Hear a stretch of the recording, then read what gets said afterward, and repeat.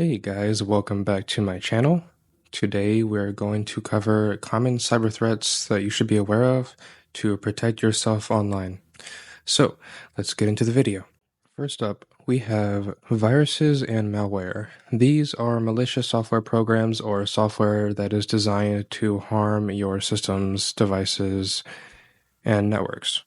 They can delete your files, steal your data, or even take control of your devices. Next, we have phishing.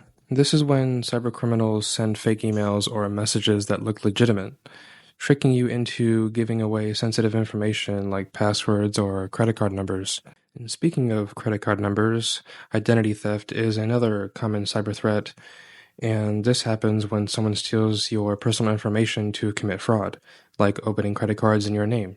Now, to break down one of the types of malware that I think is the most important to be aware of, ransomware, it locks you out of your own files and demands payment to get them back. It's like someone stealing your data and holding it for ransom.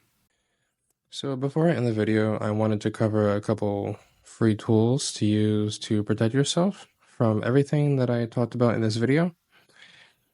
And that is Malwarebytes and Bitdefender. So these are tools that I've tried for free, and I also have the paid versions just to vet them out. And I highly recommend either of them for the solution of protecting yourself from the threats that I talked about in this video. And you can download their free versions to try them out.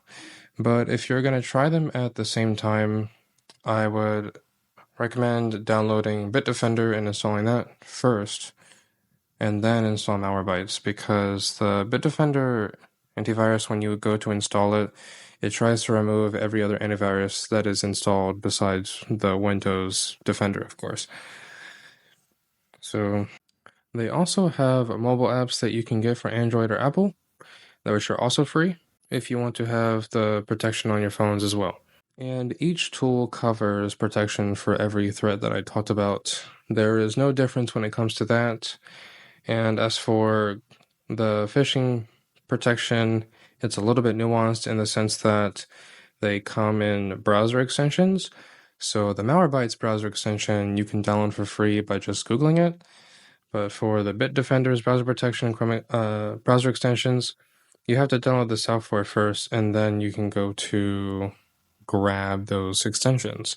After you download the software, you just click on privacy, and then you go get the extensions. So these anti-trackers or browser guards, when it comes to phishing, it's a little bit particular in the sense that it cannot read the actual emails in your personal email. If you have a business email, there are tools that you can get to tie to your work domain. And for this, if you're using your personal email, it just stops you from going to the link in the phishing email. So let's say you have a fake email and there is a malicious link that looks legitimate, and you click on it. And if you were to click on it without browser extension or the browser guard, you could potentially install a Trojan on your computer or a malware on your computer. And browser guard and the anti-tracker basically stop this from happening. It stops you from going to the link. It blocks it completely. So that is how it can protect you from phishing. But other than that, it protects you from identity theft, malware, and what else I mentioned? Ransomware, etc.